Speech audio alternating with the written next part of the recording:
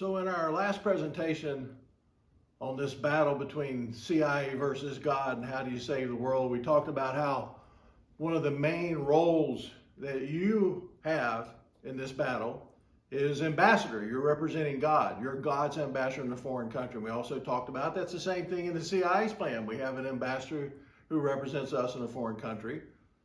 And we also talked about, unfortunately, sometimes if you do that, bad things happen to you through terrorist organizations who decide they don't like what you represent. And in some cases, as in Benghazi, the U.S. ambassador is killed. And I maintain the same thing happens to us when we become ambassadors for God. And if we look back throughout history, that many people have been executed for their beliefs. So I think that we're being targeted too. So I'm going to talk a little bit about terrorist methods of operation. So the first thing we have to do is decide what's a terrorist organization. So obviously, terrorist organizations, the first one that is an easy one for most people to know is just due to everything going on in Afghanistan, is the Taliban. So they're structured, almost all are the same. You know, they have someone who's in charge, it changes. Then they're going to have a group of high-ranking people who are, say generals, who are going to set up operational planning committees. And then you're going to have an action arm over here that's actually going to do the attacks. And then over here, you're going to have another group that's going to try to, get some positive thing out of that in the world. And they're not doing it just because they don't want to get something positive out, some influence somewhere. So I maintain the Taliban's an easy one. But here's the one I think that's hard for us sometimes is the devil. I mean, he really is in charge of the same kind of organization. And that's one of the reasons that I told you earlier about, the article written by Susanna Kim in ABC News in July 27, 2015, why Detroit has the largest Satanist temple chapter in the U.S. They're out there, they're operating, they're functioning, they're real.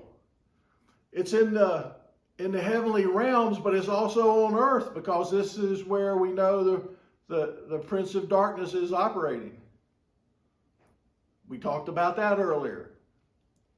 So how do we defeat these terrorist organizations if we're being targeted? And one of the ways is to understand what's going on. And so I want to talk to you a little bit about terrorist methods of operation. This is exactly how we would teach it to counterterrorism teams around the world.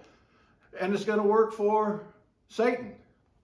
So let's look at tactics of what people do, what Satan does, and the tactics that a terrorist organization. So if I go back to the Taliban, it's pretty easy for most people to kind of sort out what the Taliban does.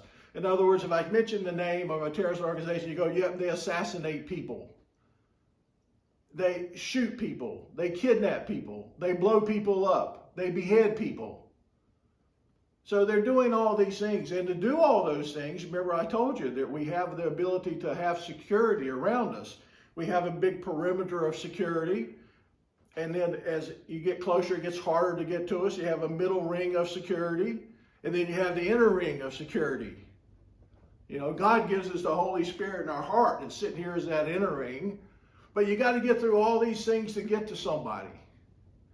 And to do that, there takes a little bit of planning. So those tactics that I told you about, you kind of understand those. Car bombings, kidnappings. But what I want you to realize is how the devil's kind of doing it. That guy's sneaky. See, he comes in, and there's really three major ways that the devil is trying to tempt you and get you somewhere where you shouldn't be and doing something you shouldn't be doing. And one is lust of the flesh, pleasure.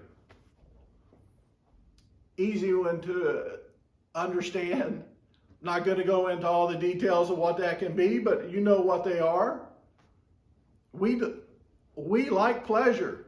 It's in our human nature to like pleasure. Unfortunately, lots of things are pleasurable and some of them aren't good for us. It's like drugs. Pleasurable to some people, obviously, but not good for you in the long run. But it takes you a while to figure that out. So I'm saying that one is this lust of the flesh. The other is lust of the eyes, and that's possessions. And Jimmy Carter was famous for saying that, you know, if you're lusting in the eyes, it's the same as actually committing the actual sin. Lust of the eyes means you see something and you want it. And we're really bad about this. Our culture makes us want to fall into this. And I have done it. We've all done it. I've got a house, but I want a bigger house. I've got a car, but I want a newer car. I've got a wife, but I'd like a newer model. I've got a husband, but I'd like one that's not drinking all the time. We're just always wanting to move up chains and swap around. We want to do something different. We want it. We deserve it. And the reason you think you deserve it is because you fall down into this last one, which is really the hard one, which is the tricky one, pride of life. Pride of life is that you're telling yourself, I'm so special, I should have this. I deserve this. I'm smarter than everybody else, so I should get promoted. I deserve this big break, not these other people. I can do all this on my own. I don't need anybody else to help me. I don't need anybody to guide me. I don't need God's plan to tell me what to do because I can do it on my own. I don't need any help. We all fall into this. This is a terrible one for me, pride. And God convicted me in a very hard lesson because I mentioned to you about the foster care closet.